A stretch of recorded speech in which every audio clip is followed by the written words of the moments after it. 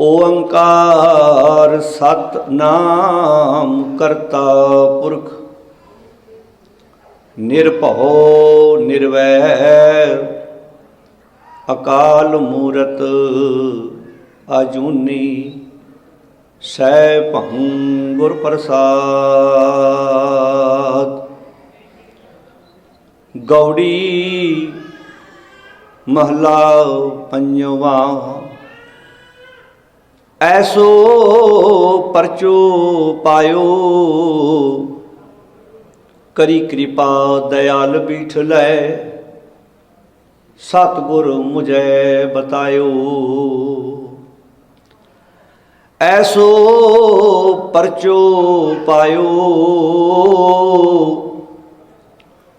करी कृपा दयाल बीठलै सतगुर मुझे बतायो। रहा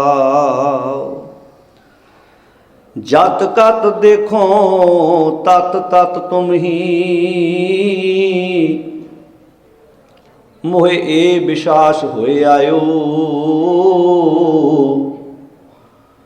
जत कत देखो तत तत तुम ही मोहे ए विश्वास होए आयो।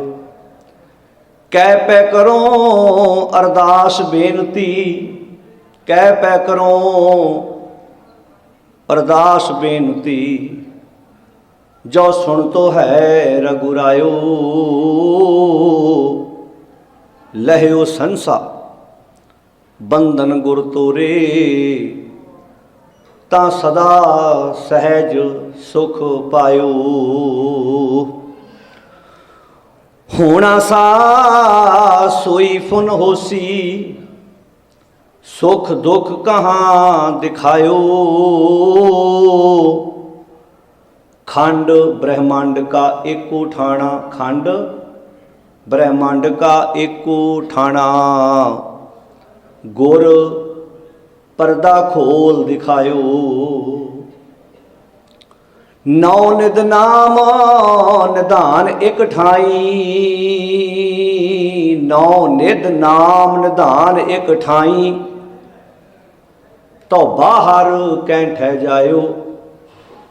नौ निध नाम निधान एक ठाई तो बाहर कैंठ जायो। एक है कनक अनक भांत साजी बहु प्रकार रचायो। कहो नानक भरम गुर खोई है कहो नानक भरम गुर खोई है। एम तत्तै तत् मिलायो। एक कनक अनक भांत साजी बहु प्रकार रचायो।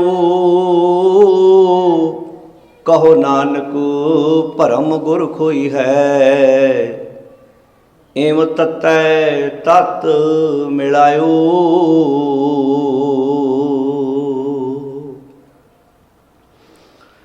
परम सन्मान योग गुरु प्यारी साध संगत जीओ, सतगुरु जी की पावन गोद विच बैठ के दिन के गुरमत समागम की आप सारे हाज़री भर रहे हाँ। मेरे तो पहला आप जी ने बहुत सत्कारयोग भाई साहब होना के जत्थे पासों बहुत ही प्यारी और मिठी आवाज़ विच सतगुर की पावन बाणी का कीर्तन बड़े प्यार ते टिकाव विच बैठ के सरवण किया है। आओ जिथे अति सत्कारयोग बाबा मनी सिंह जी तिन्हां दा शहीदी दिहाड़ा जिसनों समर्पित होकर गुरु की गोद विच आपां सारे जुड़ के बैठे हाँ। बहुत वड्डी उन्हां दी कुर्बानी है। रात के दीवान च आपां गल कर रहे सी भी 70 का मातीण असियां का विहार ना पवे तो भाई मनी सिंह जी की एज 90 साल के करीब है। तो जड़ियाँ उन्होंने जिमें गल रात के दीवान च की सी भी ये 70 का मातीण हो सकता जिहदे कोल ज्ञान समझ नहीं हैगी। मनमुख बालक बिरध समान भी आ ते गुरमुख बुढ़े ਕਦੇ ਨਾ ਹੀ ਜਿਨ ਅੰਤਰ ਸੁਰਤ ਗਿਆਨ।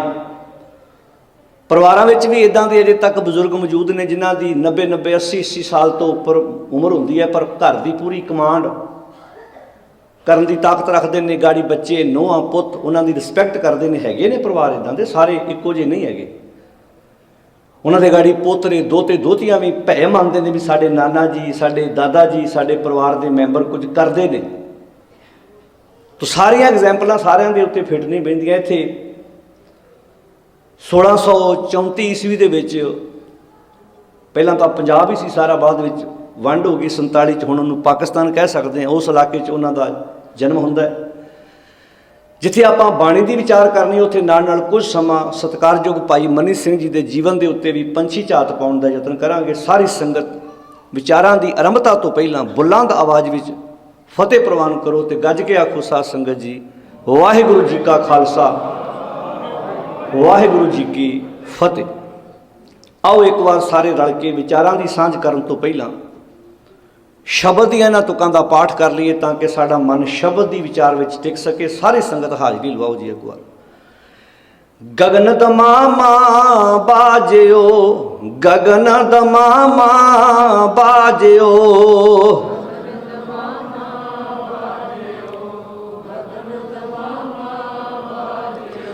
ਪਰਿਓ ਨਿਸ਼ਾਨੈ ਘਾਓ, ਪਰਿਓ ਨਿਸ਼ਾਨੈ ਘਾਓ,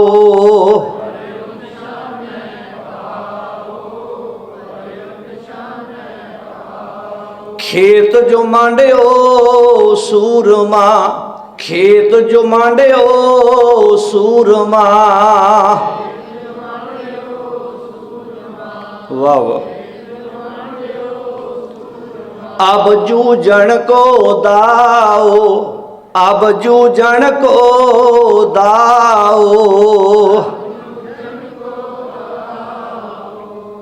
ਵਾਹ ਵਾਹ। सूरा सो पहचानिए, सूरा सो पहचानिए,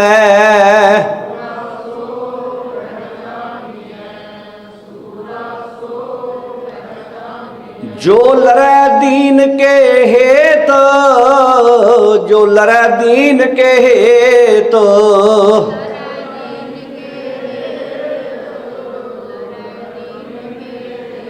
पुरजा पुरजा काट मरै, पुरजा पुरजा काट मरै।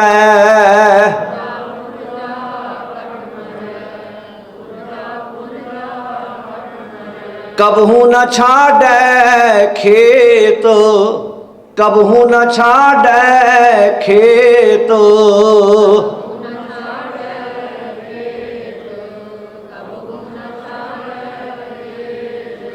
जे सुख देता तुझे आराधी, जे सुख देता तुझे आराधी,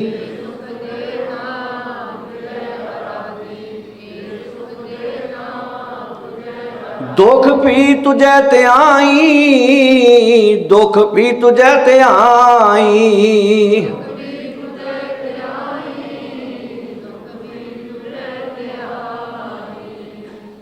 अति सत्कारयोग भाई मनी सिंह जी, जिथे आपां उन्हां दे जीवन के उपर कुछ समा विचार साझे करने ने, उत्थे नाल नाल गुरबाणी का वो पक्ष जो शब्द आपां सारियां ने सरवण कीता है, ऐसो परचो पायो करी कृपा दयाल बीठलै सतगुर मुझे बतायो। ये पावन शब्द राग गौड़ी दे विच धन गुरु ग्रंथ साहब जी के पावन अंक 205 के उपर सुभाईमान है। शब्द की विचार प्रारंभ करने तो पहला आओ एक बार कुछ समा सत्कारयोग भाई मनी सिंह जी उन्होंने जीवन बारे, सिख कौम के विच कुछ ऐसे शहीद ने जिन्हों ने सिर्फ कली आप कुर्बानी की है। भाई मनी सिंह जी के हिस्से जो शहादत आई है, सिर झुकता है सत्कारयोग भाई मनी सिंह के समुचे परिवार के अगे। भाई बल्लू जी उन्होंने दादा जी ने, जो मीरी पीरी के मालक धन गुरु हरगोबिंद साहब सच्चे पातशाह महाराज जी के वक्त जो अमृतसर की जंग होंदी है, उहदे विच वो शहादत का जाम पींदे ने। उन्हां दे पुत्र ने भाई माई दास, जिन्हां दे घर सत्कारयोग भाई मनी सिंह जी का जन्म होंदा है। ਮਾਤਾ ਮਥਰੀ ਜੀ ਕਰਕੇ ਨਾਮ ਆਉਂਦਾ ਇਤਿਹਾਸ ਵਿੱਚ। ਮਾਈ ਦਾਸ ਉਹਨਾਂ ਦੇ ਪਿਤਾ ਦਾ ਨਾਮ ਹੈ। ਭਾਈ ਮਨੀ ਸਿੰਘ ਜੀ ਨੇ ਜੋ ਗੁਰਮਤਿ ਦਾ ਗਿਆਨ, ਜੋ ਗੁਰਮਤਿ ਦਾ ਉਪਦੇਸ਼ ਬਚਪਨ ਤੋਂ ਪ੍ਰਾਪਤ ਕੀਤਾ, ਜਿੱਥੇ ਮੀਰੀ ਪੀਰੀ ਦੇ ਮਾਲਕ ਧੰਨ ਗੁਰੂ ਹਰਗੋਬਿੰਦ ਸਾਹਿਬ ਸੱਚੇ ਪਾਤਸ਼ਾਹ ਮਹਾਰਾਜ ਜੀ ਦੇ ਵਕਤ ਉਹਨਾਂ ਦੇ ਸਤਿਕਾਰਯੋਗ ਦਾਦਾ ਜੀ ਨੇ ਸ਼ਹਾਦਤ ਦਾ ਜਾਮ ਪੀਤਾ। ਉਸ ਤੋਂ ਬਾਅਦ 15 ਸਾਲ ਦੀ ਏਜ ਹੈ ਜਦੋਂ ਭਾਈ ਮਨੀ ਸਿੰਘ ਜੀ ਗੁਰੂ ਹਰਿਰਾਏ ਪਾਤਸ਼ਾਹ ਮਹਾਰਾਜ ਜੀ ਦੇ ਕੋਲ ਆਉਂਦੇ ਨੇ। ਯਾਨੀ ਕਿ ਇਹ ਤੋਂ ਪਤਾ ਲੱਗਦਾ ਹੈ ਕਿ ਗੁਰੂ ਤੇਗ ਬਹਾਦਰ ਮਹਾਰਾਜ ਜੀ ਦੇ ਵਕਤ ਗੁਰੂ ਗੋਬਿੰਦ ਸਿੰਘ ਸੱਚੇ ਪਾਤਸ਼ਾਹ ਜੀ ਤੋਂ ਬਾਅਦ ਵੀ ਐਡਾ ਲੰਬਾ ਸਮਾਂ ਪਰਿਵਾਰ ਨੇ ਸੇਵਾ ਕਰਨੀ ਆਰੰਭ ਗੁਰੂ ਹਰਗੋਬਿੰਦ ਸਾਹਿਬ ਸੱਚੇ ਪਾਤਸ਼ਾਹ ਜੀ ਦੇ ਵੇਲੇ ਹੁੰਦਾ ਹੈ। ਭਾਈ ਮਨੀ ਸਿੰਘ ਉਹ ਕੌਮ ਦੇ ਮਹਾਨ ਯੋਧੇ ਨੇ ਜਿਨ੍ਹਾਂ ਦੇ ਦਾਦਾ ਜੀ ਸ਼ਹਾਦਤ ਦਾ ਜਾਮ ਪੀਂਦੇ ਨੇ, ਪਿਤਾ ਸ਼ਹਾਦਤ ਦਾ ਜਾਮ ਪੀਂਦੇ ਨੇ, ਉਹਨਾਂ ਦੇ ਭਰਾ ਸ਼ਹਾਦਤ ਦਾ ਜਾਮ ਪੀਂਦੇ ਨੇ। ਉਹਨਾਂ ਦੇ ਅੱਗੇ ਪੁੱਤਰ ਹੁਣ ਜਿਹੜੇ ਭਾਈ ਉਦੈ ਸਿੰਘ ਸਨ ਤੇ ਭਾਈ ਬਚਿੱਤਰ ਸਿੰਘ, ਇਹ ਦੋਨੋਂ ਭਾਈ ਮਨੀ ਸਿੰਘ ਜੀ ਦੇ ਸਪੁੱਤਰ ਸਨ। ਹੁਣ ਭਾਈ ਬਚਿੱਤਰ ਸਿੰਘ ਜੀ ਦਾ ਆਪਾਂ ਇਤਿਹਾਸ ਪੜ੍ਹਦੇ ਹਾਂ। ਦੂਜੇ ਬੰਨੇ ਅਸੀਂ ਜਦੋਂ ਤਵਾਰੀਖ ਦੇ ਪੰਨਿਆਂ ਦੇ ਵੇਖਾਂਗੇ, ਜਦੋਂ ਅਸੀਂ ਹੁਣ ਭਾਈ ਦਿਆਲਾ ਜੀ ਜਿਹੜੇ ਦੇਗ ਵਿੱਚ ਉਬਾਲਾ ਖਾਂਦੇ ਨੇ, ਉਹ ਭਾਈ ਮਨੀ ਸਿੰਘ ਜੀ ਦੇ ਭਰਾਤਾ ਜੀ ਨੇ। ਕਿੰਨਾ ਡੂੰਘਾ ਪਰਿਵਾਰ ਹੈ, ਕਿੰਨੀ ਗੂੜੀ ਸਾਂਝ ਹੈ। ਭਾਈ ਲੱਖੀ ਸ਼ਾਹ ਵਣਜਾਰਾ, ਉਹਨਾਂ ਦੀ ਬੇਟੀ ਬੀਬੀ ਸੀਤੋ ਬਾਈ ਜੀ, ਉਹ ਭਾਈ ਮਨੀ ਸਿੰਘ ਜੀ ਦੀ ਸੁਪਤਨੀ ਹੈ। ਯਾਨੀ ਕਿ ਆਪਸ ਵਿੱਚ ਕੜੀਆਂ ਕਿੱਦਾਂ ਜੁੜਦੀਆਂ ਨੇ। ਹੁਣ ਇਹ ਤੋਂ ਪਤਾ ਲੱਗਦਾ ਹੈ ਕਿ ਜਦੋਂ ਅੱਗੇ ਪਰਿਵਾਰ ਦੇ ਵਿੱਚ ਸਿੱਖੀ ਵਿਚਾਰਧਾਰਾ, ਸਿੱਖੀ ਦਾ ਜਜ਼ਬਾ, ਭਾਈ ਲੱਖੀ ਸ਼ਾਹ ਵਣਜਾਰਾ ਕੌਣ ਨੇ? ਸਾਰਿਆਂ ਨੂੰ ਪਤਾ ਹੈ ਕਿ ਜਦੋਂ ਗੁਰੂ ਤੇਗ ਬਹਾਦਰ ਮਹਾਰਾਜ 11 ਨਵੰਬਰ 1675 ਈਸਵੀ ਨੂੰ ਦਿੱਲੀ ਦੀ ਧਰਤੀ ਤੇ ਸ਼ਹਾਦਤ ਦਾ ਜਾਮ ਪੀਂਦੇ ਨੇ, ਉਸ ਵਕਤ ਪਾਤਸ਼ਾਹ ਜੀ ਦੇ ਸਰੀਰ ਦਾ 2 ਹਿੱਸਿਆਂ ਦੇ ਵਿੱਚ ਸੰਸਕਾਰ ਕੀਤਾ ਜਾਂਦਾ ਹੈ। ਸੀਸ ਪੰਜਾਬ ਨੂੰ ਭਾਈ ਜੀਵਨ ਸਿੰਘ, ਜਿਹਨੂੰ ਅਸੀਂ ਰੰਗਰੇਟਾ ਗੁਰੂ ਕਾ ਬੇਟਾ ਭਾਈ ਜੀਵਨ ਸਿੰਘ ਜੀ ਕਹਿੰਦੇ ਆ, ਭਾਈ ਜੈਤਾ ਜੀ, ਉਹ ਲੈ ਕੇ ਆਉਂਦੇ ਨੇ।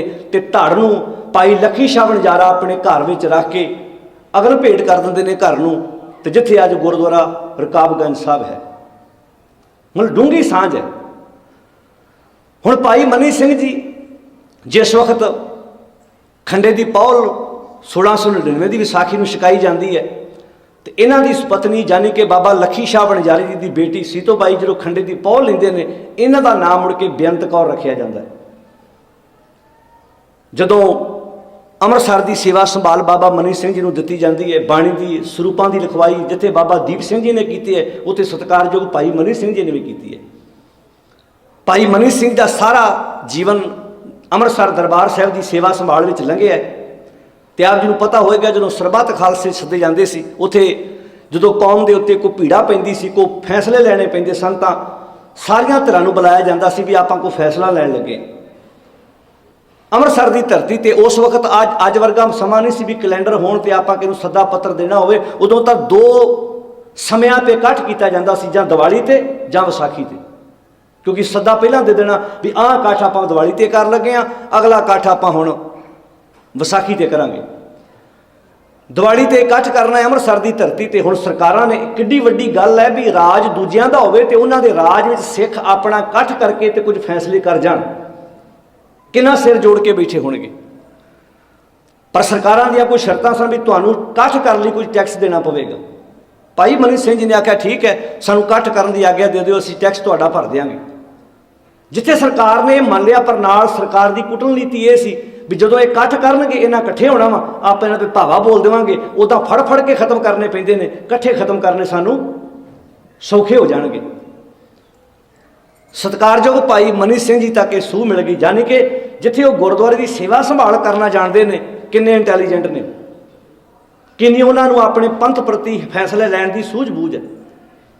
ਸਤਿਕਾਰਯੋਗ ਭਾਈ ਮਨੀ ਸਿੰਘ ਜੀ ਨੇ ਉਸੇ ਵੇਲੇ ਹੀ ਸਿੱਖਾਂ ਤੱਕ ਸੁਨੇਹੇ ਪਹੁੰਚਾਤੇ ਕਿ ਤੁਸੀਂ ਅੰਮ੍ਰਿਤਸਰ ਨਾ ਆਇਓ, ਸਰਕਾਰ ਦੀ ਨੀਅਤ ਸਾਫ਼ ਨਹੀਂ ਹੈ, ਇਹ ਆਪਣਾ ਨੁਕਸਾਨ ਕਰ ਸਕਦੀ। ਹੁਣ ਕੁਦਰਤੀ ਗੱਲ ਸੀ, ਜਦੋਂ ਇਕੱਠ ਨਹੀਂ ਸੀ ਹੋਣਾ ਤੇ ਮਾਇਆ ਨਹੀਂ ਸੀ ਆਉਣੀ। ਜੇ ਮਾਇਆ ਨਹੀਂ ਸੀ ਆਉਣੀ ਤੇ ਸਰਕਾਰ ਨੂੰ ਟੈਕਸ ਕਿੱਥੋਂ ਦੇਣਾ ਸੀ?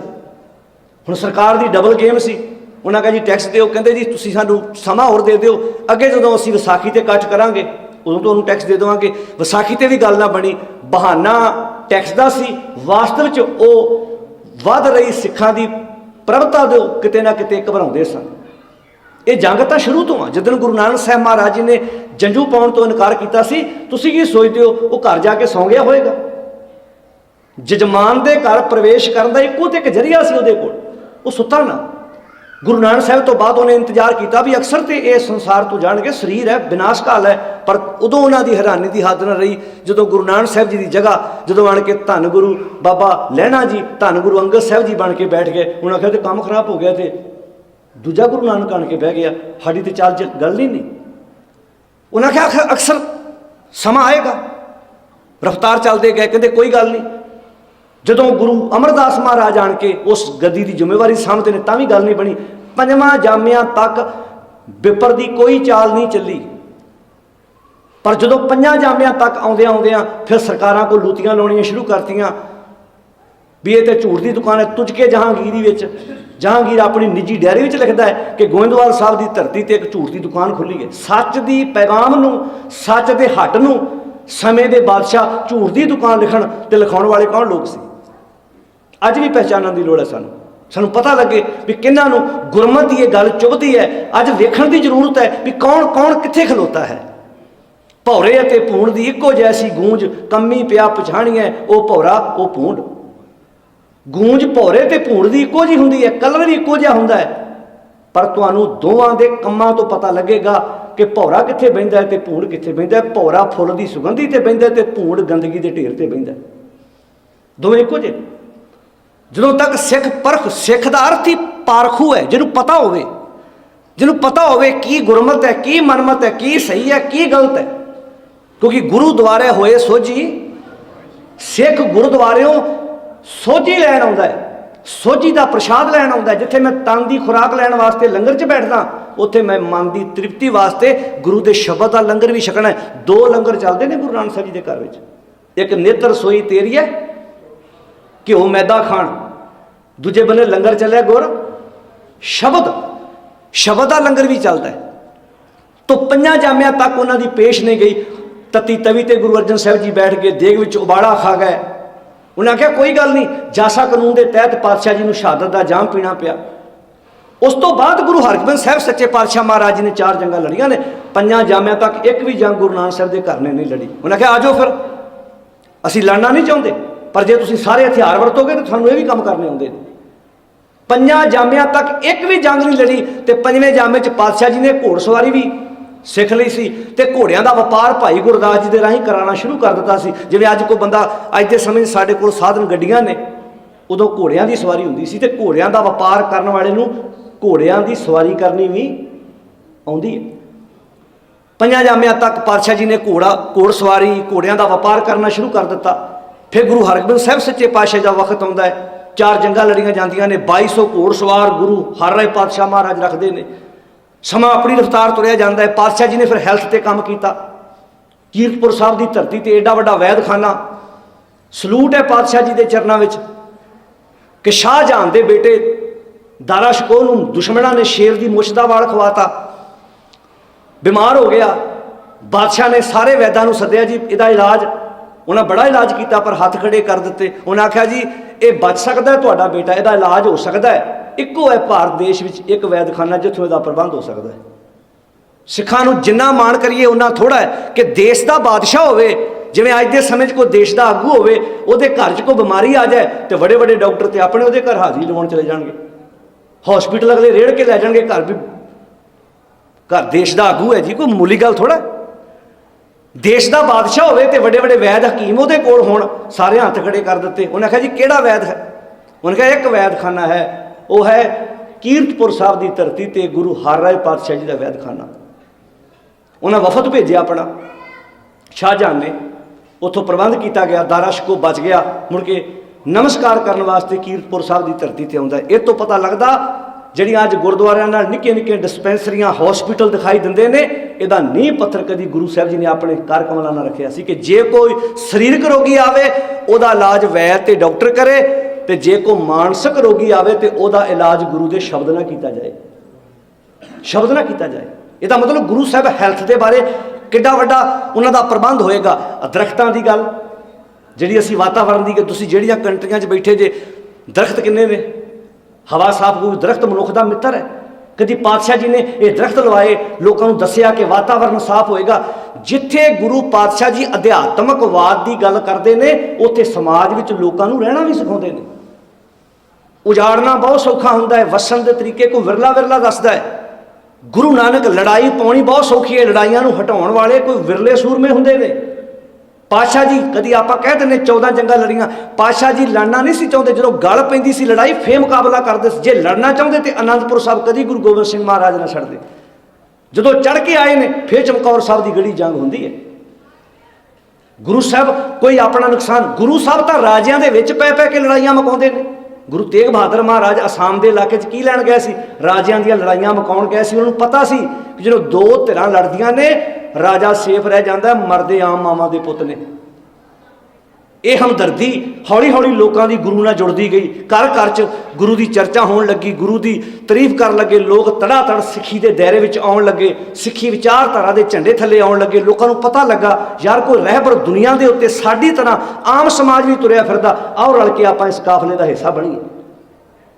ਇਹ ਗੱਲਾਂ ਸਮੇਂ ਦੀਆਂ ਸਰਕਾਰਾਂ ਨੂੰ, ਤੇ ਜਿਸ ਵਿਪਰਵਾਦ ਦੀ ਆਪਾਂ ਗੱਲ ਬਾਣੀ 'ਚ ਰੋਜ਼ ਪੜ੍ਹਦੇ ਹਾਂ ਕਿ ਪੰਡਤ ਮੁੱਲਾ ਜੋ ਲਿਖ ਦਿਆ छाड़ चले हम कछु न लिया, उल्ट जात कुल दो बिसारी, सुन सहज में बुनत हमारी, हमरा झगड़ा रहा ना को।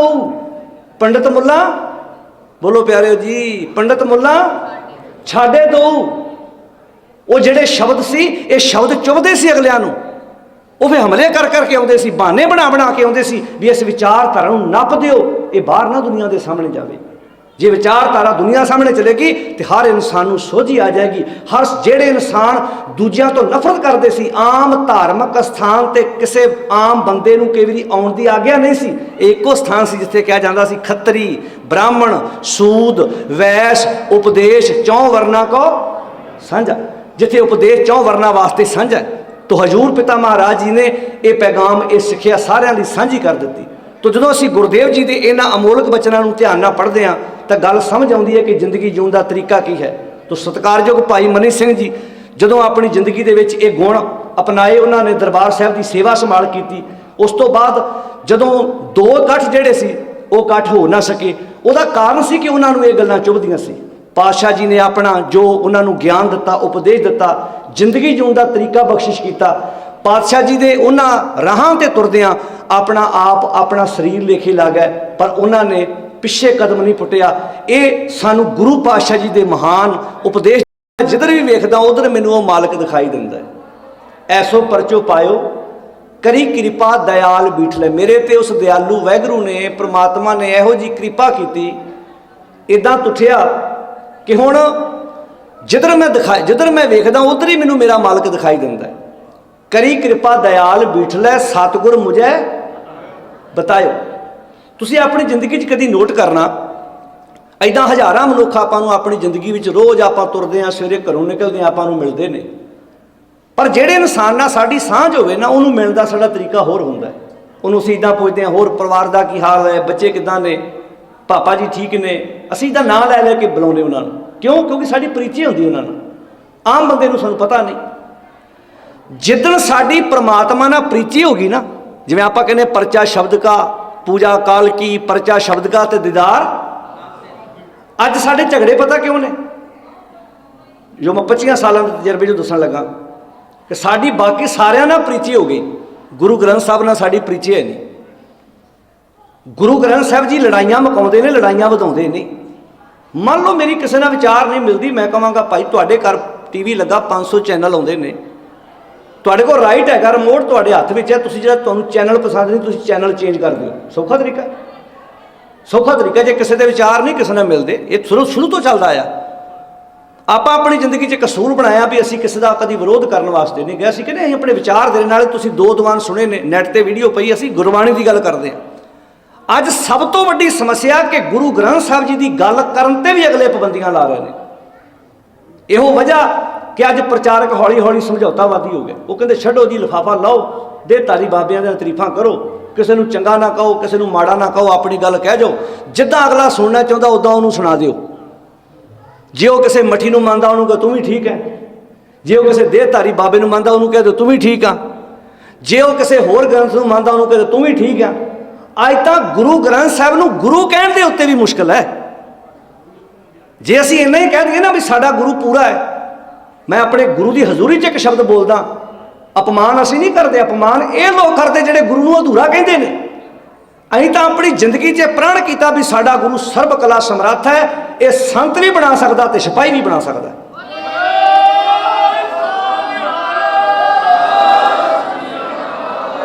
इस तुहानूं पछाणने पैणे ने।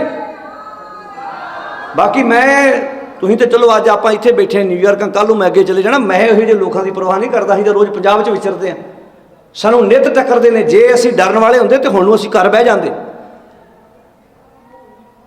ये लोग घरों पग्गां लाउण आउंदे ने। हुण सोच के वेखो साडी सोच की है यार। तुसीं दस्तार, तुहाडी कोई दस्तार पंजाब 'च भईया लावे तो तुसीं कहंदे हो जी भईए पंजाब 'च आ गए। जदों तुसीं अपने पंजाबियां दीयां दस्तारां सरदारां दी लाउंदे जे, ਉਹਦਾ फैसला कौन करेगा? सोच के वेखो तुसीं कौन लोग जी तुसीं। ये वजह कि अज साडे बच्चे सिੱਖੀ तो बागी हो गए। अज साडे बच्चे गुरु ग्रंथ साहिब दे कोल बहण नूं तैयार नहीं। असी गुरु के सिद्धांत तो अज तुहानूं पहचानना पैना। लिफाजे खिजर में जहाँ सैकड़े राजन भी फिरते हैं, अगर दुनिया में रहना है तो कुछ पहचान पैदा कर। गुरु अर्जन साहिब जी का वाक है, हर रस छोड़ होशे रस माता। हरी दा रस छड़ के ते होशियां रसां च बंदा फसिया पिया। घर में वस्त बाहर उठ जाता, वस्तु घर पई आ बाहर लभदा फिरदा। कहते सुनी ना जाई सच अमृत कथा, सुनी नहीं जा रही सच की कथा।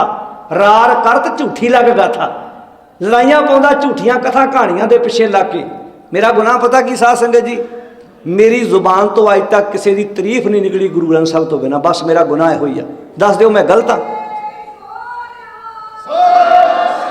मेरा अपराध आ। मैं अपना अपराध मानता, अपनी गलती यह है मेरी गलती कि मैं गुरु ग्रंथ साहिब तो सिवाय किसी की वडियाई नहीं कर सकता। ना मैं अज तक किसी बाबे की बरसी ते गया वां ते जदों तक प्राण रहणगे ना मैं जावांगा, क्योंकि मैनूं पता कि मेरे गुरु ग्रंथ साहिब तो उत्ते कोई नहीं हैगा।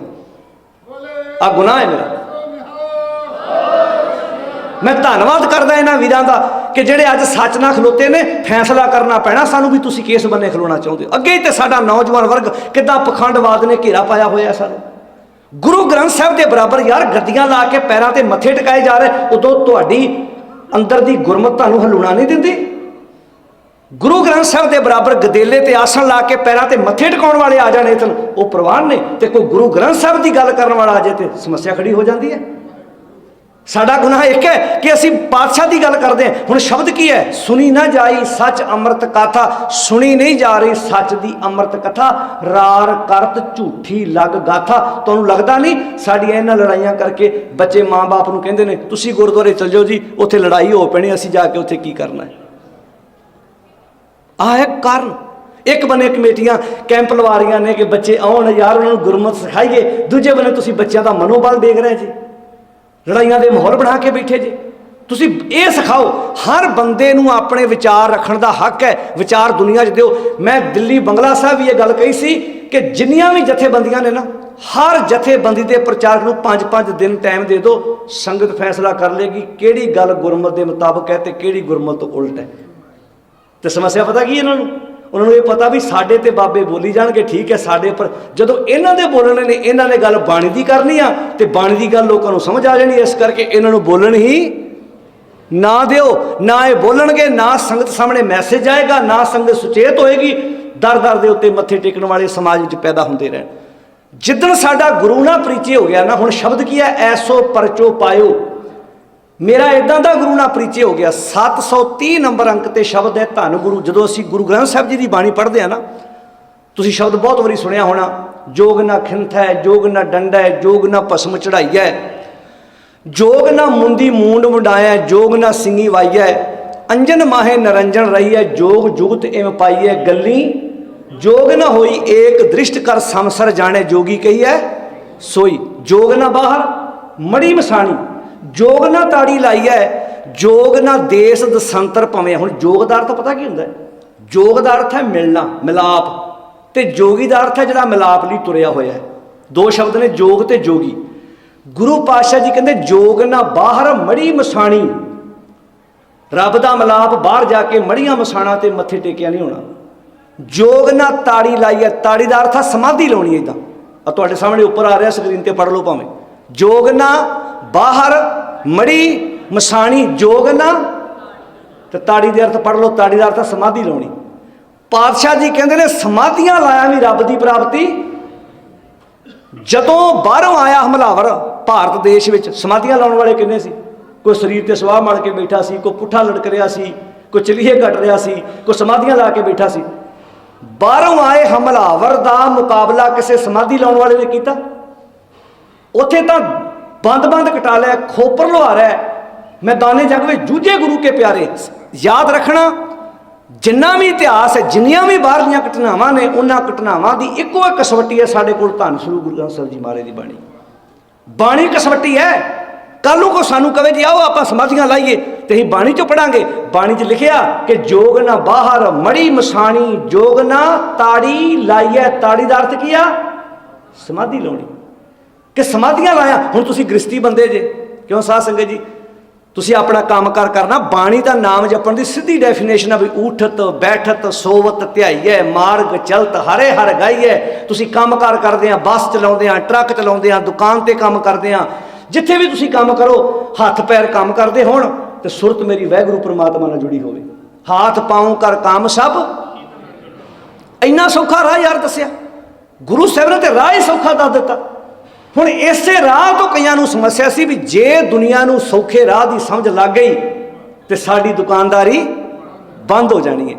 ਤੋ ਆਪਣੀ ਦੁਕਾਨਦਾਰੀ ਚੱਲਦੀ ਰੱਖਣ ਵਾਸਤੇ ਮਹਾਰਾਜ ਦੀ ਬਾਣੀ ਦੀ ਲੋਕਾਂ ਨੂੰ ਸਮਝ ਨਾ ਲੱਗ ਜਾਏ, ਇਹਦੇ ਲਾਗੇ ਸੰਪਟ ਕਰੋ, ਇਹਨੂੰ ਇਕੋਤਰੀ। ਹੁਣ ਸਿੱਖ ਰਹਿਤ ਮਰਿਆਦਾ ਅਕਾਲ ਤਖਤ ਵੱਲੋਂ ਪ੍ਰਵਾਨਤ ਲੈ ਕੇ ਪੜ੍ਹ ਲਓ। ਜੋ ਇਕੋਤਰੀਆਂ ਹੋ ਰਹੀਆਂ ਨੇ, ਜੋ ਸੰਪਟ ਪਾਠ ਲੱਗ ਰਹੇ ਨੇ, ਤਰ੍ਹਾਂ ਦੇ ਅਖੰਡ ਪਾਠ, ਤਰ੍ਹਾਂ ਦੀਆਂ ਵਿਧੀਆਂ, ਇਹ ਤਾਂ ਦੰਦੀਆਂ ਚੜਾਈਆਂ ਜਾ ਰਹੀਆਂ ਸਿੱਖ ਕੌਮ ਨੂੰ। ਜੇ ਅੱਜ ਆਪਾਂ ਨਾ ਜਾ ਕੇ ਅੱਖਾਂ ਮੀਟ ਕੇ ਘਰਾਂ 'ਚ ਬਹਿ ਗਏ ਤੇ ਫਿਰ ਤੇ ਗੱਲ ਸੌਖਾ ਹੈ ਸਾਧ ਸੰਗਤ ਜੀ।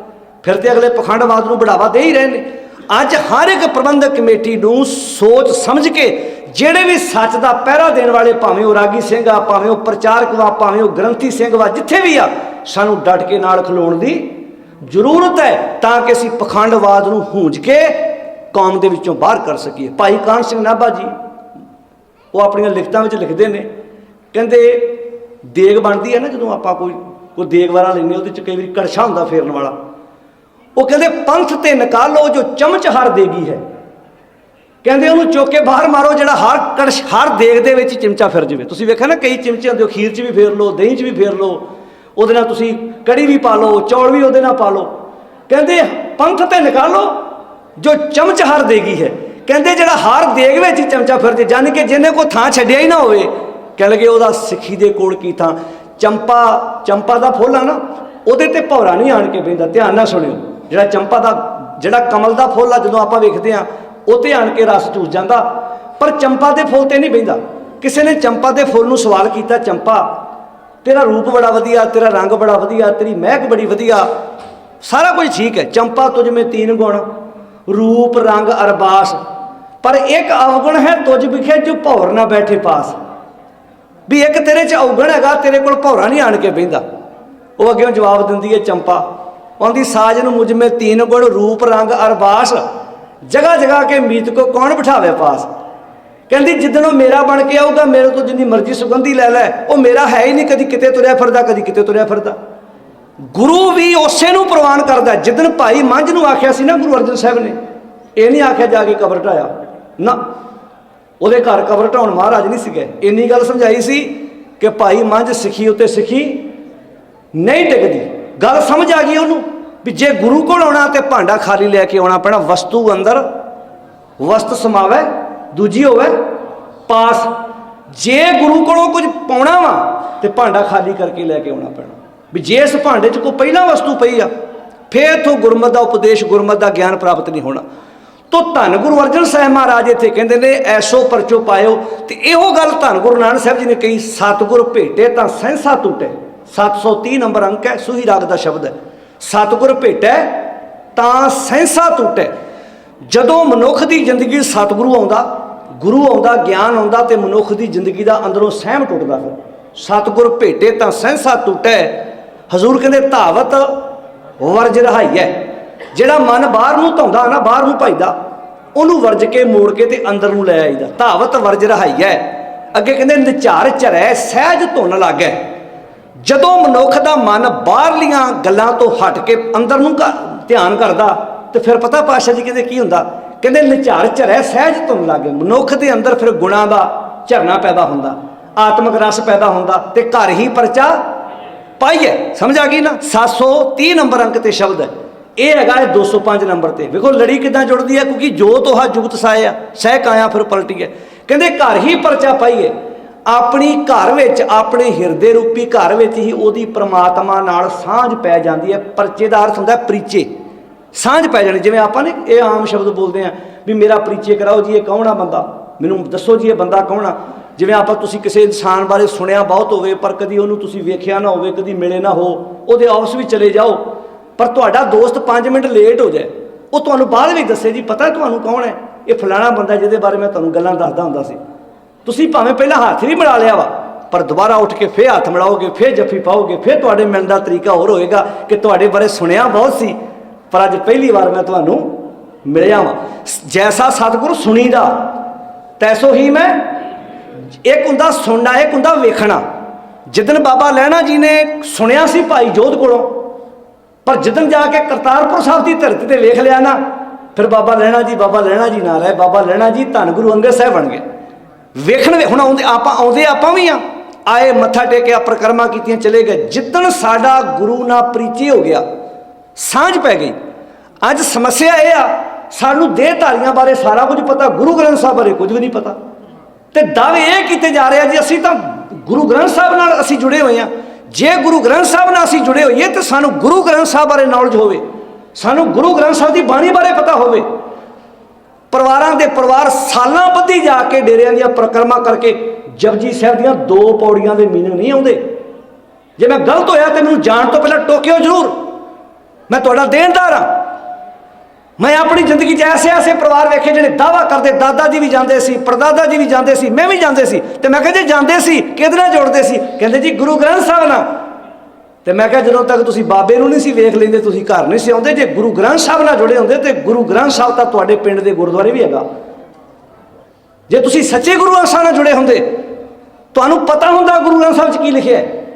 ਗੁਰੂ ਗ੍ਰੰਥ ਸਾਹਿਬ ਦਾ ਪ੍ਰਕਾਸ਼ ਸਿਰਫ ਆਪਣਾ ਹੱਟ ਚਲਾਉਣ ਲਈ ਰੱਖਿਆ ਉਹਨਾਂ ਨੇ, ਸਿਰਫ ਆਪਣਾ ਹੱਟ। ਜਿਵੇਂ ਮੌਲ ਕਿਸੇ ਹੋਰ ਦਾ ਹੋਵੇ ਤੇ ਮਾਲ ਕਿਸੇ ਹੋਰ ਦਾ ਹੋਵੇ, ਅਗਲਿਆਂ ਨੂੰ ਪਤਾ ਵੀ ਗੁਰੂ ਗ੍ਰੰਥ ਸਾਹਿਬ ਤੋਂ ਬਿਨਾਂ ਸਾਡਾ ਹੱਟ ਨਹੀਂ ਚੱਲਣਾ।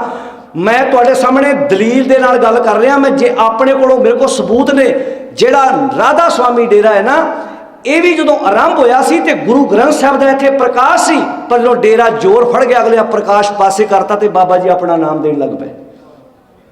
ਉਹ ਭਰਾਵਾਂ ਨੇ ਜ਼ਮੀਨ ਗੁਰੂ ਗ੍ਰੰਥ ਸਾਹਿਬ ਦੇ ਨਾਲ ਵਾਈ ਸੀ। ਅੱਜ ਵੀ ਉਹ ਜ਼ਮੀਨ ਗੁਰੂ ਗ੍ਰੰਥ ਸਾਹਿਬ ਦੇ ਨਾਂ ਤੇ ਬੋਲਦੀ ਹੈ। ਉਹ ਜ਼ਮੀਨ ਭਰਾਵਾਂ ਦੀ ਸੀ, ਉਹਨਾਂ ਗੁਰੂ ਗ੍ਰੰਥ ਸਾਹਿਬ ਦੇ ਨਾਂ ਤੇ ਲਵਾ ਦਿੱਤੀ। ਪਰ ਪਰਿਵਾਰਾਂ ਨੂੰ ਥੋੜ੍ਹਾ ਪਤਾ, ਜਿਹੜੇ ਉੱਥੇ ਭੋਲੇ ਭਾਲੇ ਲੋਕ ਜਾਂਦੇ ਨੇ। ਤੇ ਸੇਮ ਇੱਦਾਂ ਹੀ ਆ, ਜਿਹੜੇ ਸਿਰਫ ਡੇਰਿਆਂ ਦੀਆਂ ਪ੍ਰਕਰਮਾ ਕਰਕੇ ਆ ਜਾਂਦੇ ਆ, ਉਹ ਭਲਿਓ ਨਾ ਗੁੰਮਰਾਹ ਹੋ। ਗੁਰੂ ਗ੍ਰੰਥ ਸਾਹਿਬ ਦੀ ਸਾਡਾ ਗੁਨਾਹ ਵੇਖੋ, ਅਸੀਂ ਕੀ ਆਨੇ ਆ? ਅਸੀਂ ਆਨੇ ਆਪ ਬਾਣੀ ਪੜ੍ਹੋ।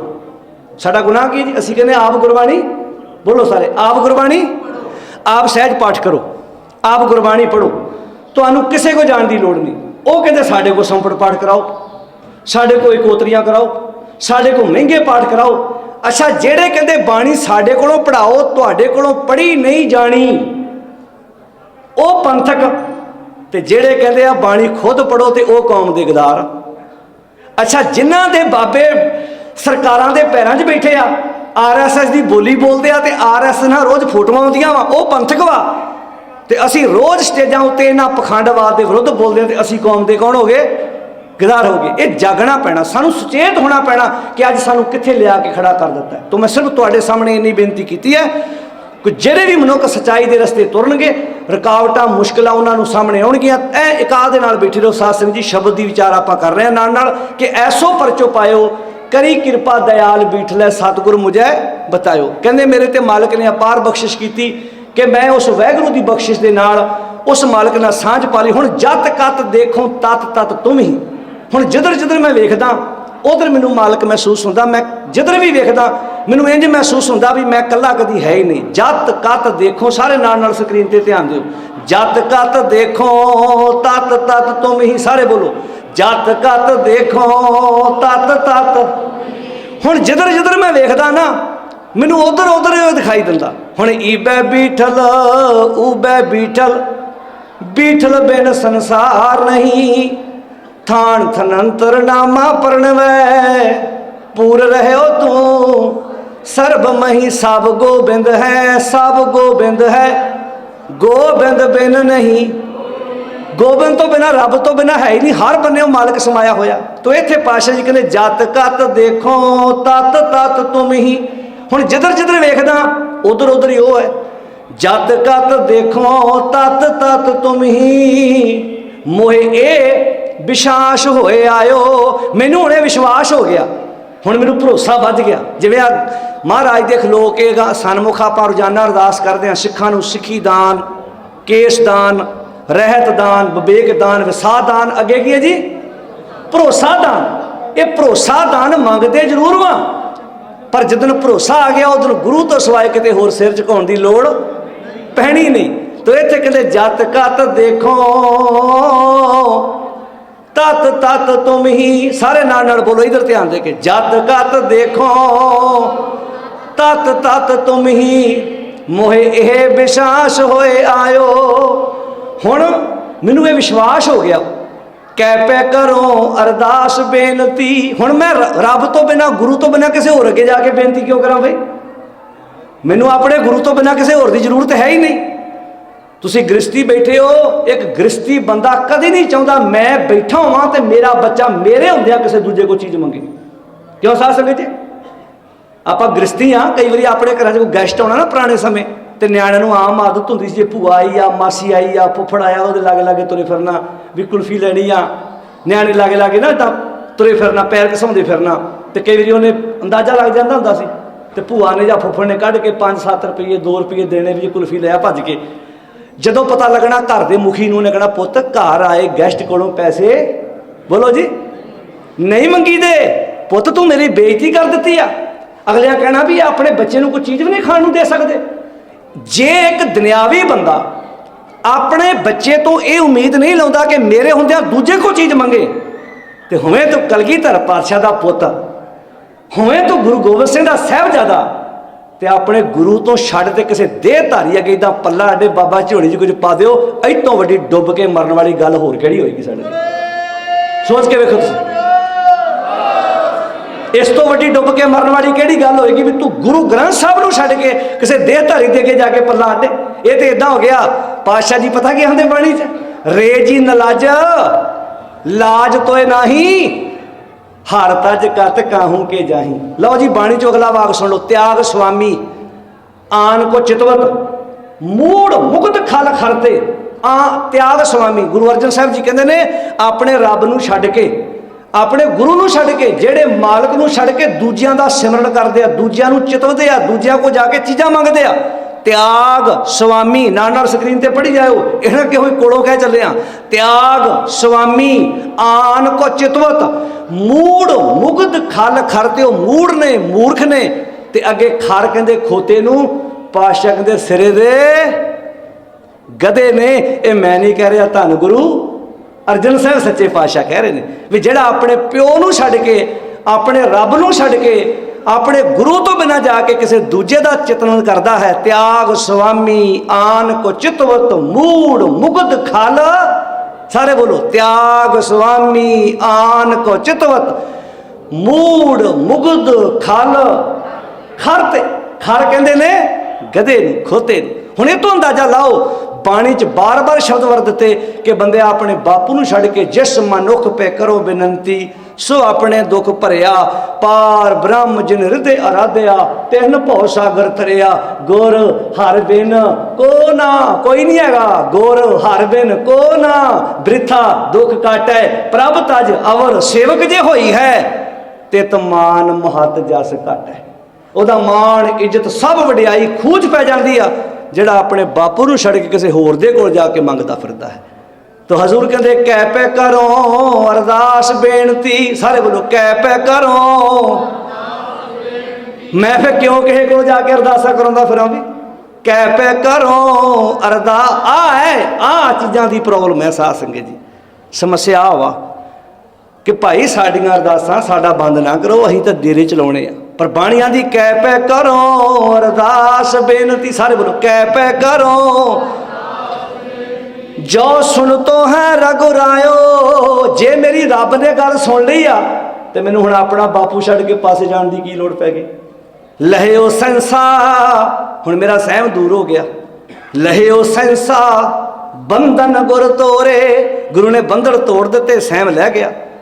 ਤਾਂ सदा सहज सुख पायो, तो सदा ही सुख की प्राप्ति होगी, आत्मक टिका प्राप्त हो गया। हुण यकीन हो गया, होना सा सोई फुन होसी।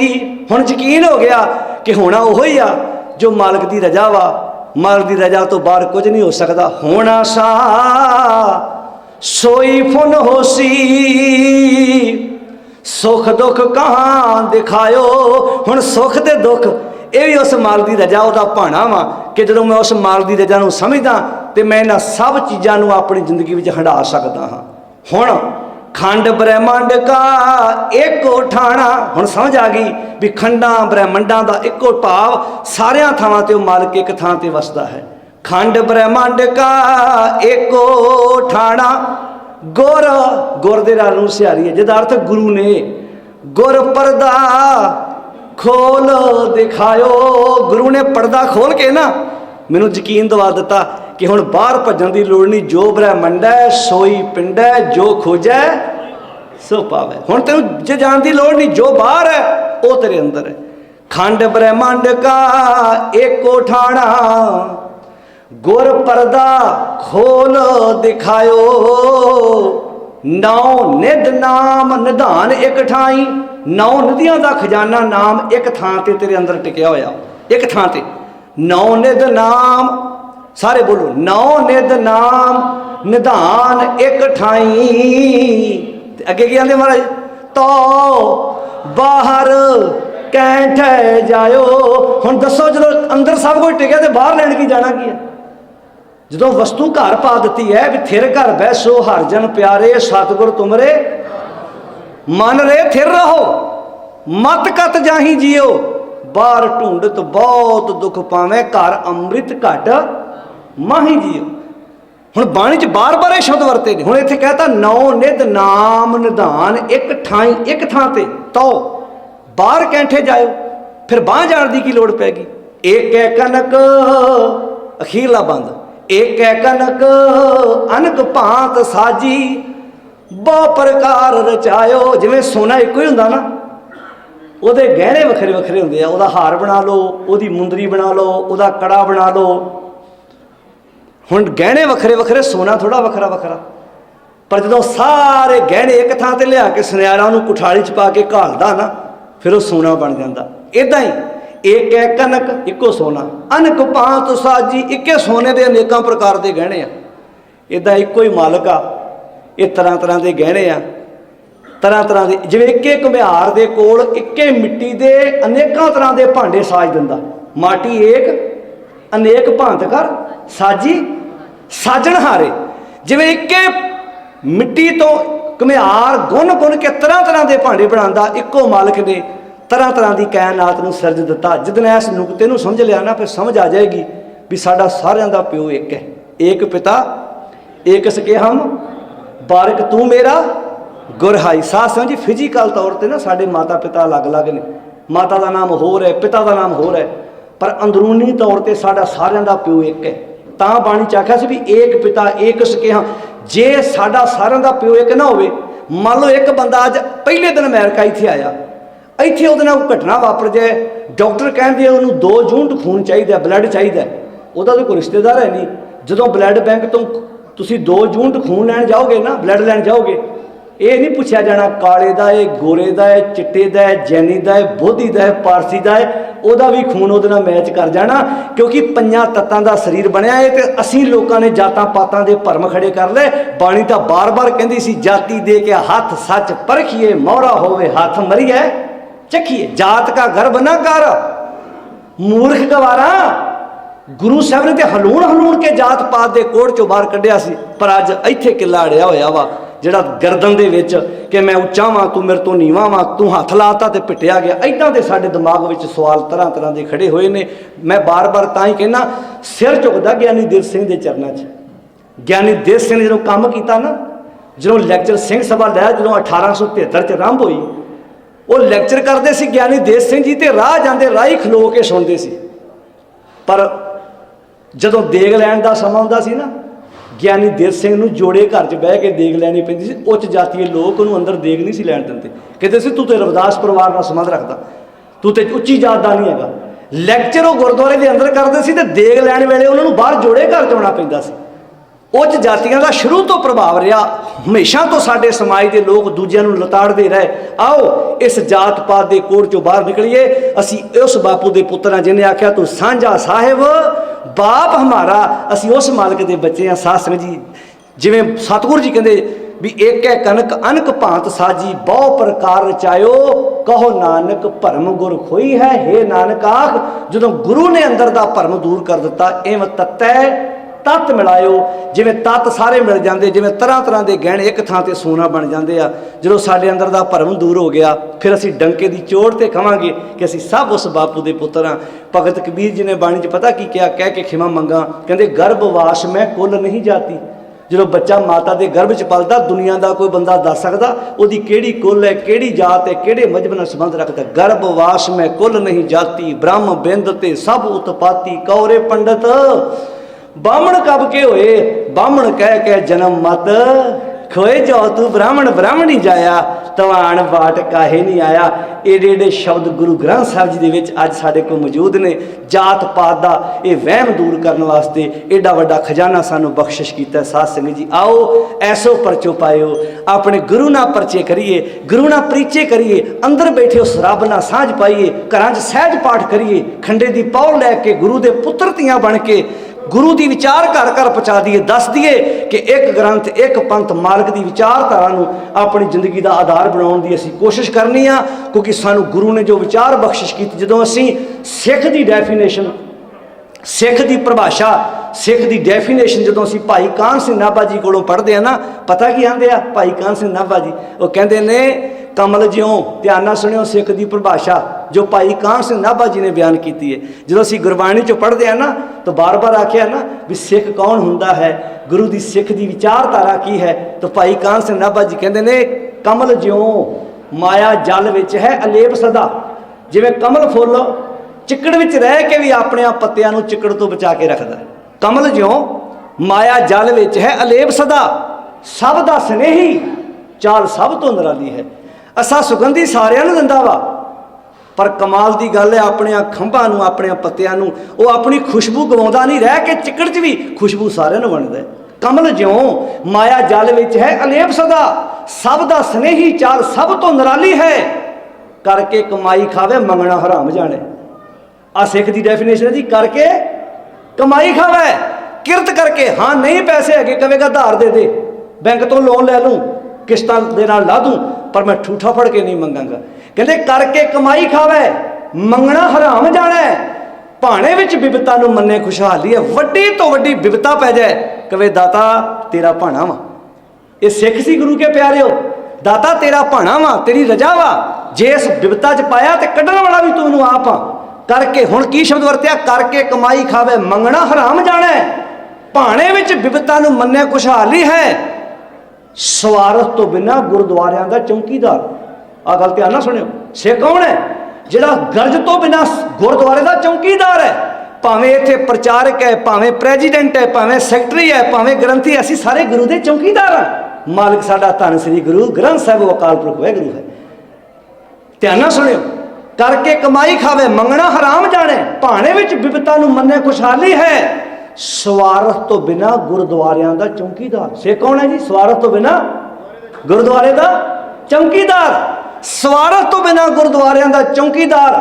ਧਰਮ ਤੇ ਜੰਗ ਲਈ ਚੜੇ ਮੁਖ ਲਾਲੀ ਹੈ। ਜੇ ਕਿਤੇ ਧਰਮ ਤੇ ਵਿਵਤਾਨ ਪਵੇ, ਇਹਨੂੰ ਲਾਲੀਆਂ ਪਖਣ ਤੇ ਅਖੀਰ ਤੇ ਪਤਾ ਕੀ ਆਂਦੇ ਆ, ਪੂਜੇ ਨਾ ਅਕਾਲ ਬਿਨ ਹੋਰ ਕੋਈ ਦੇਵੀ ਦੇਵ।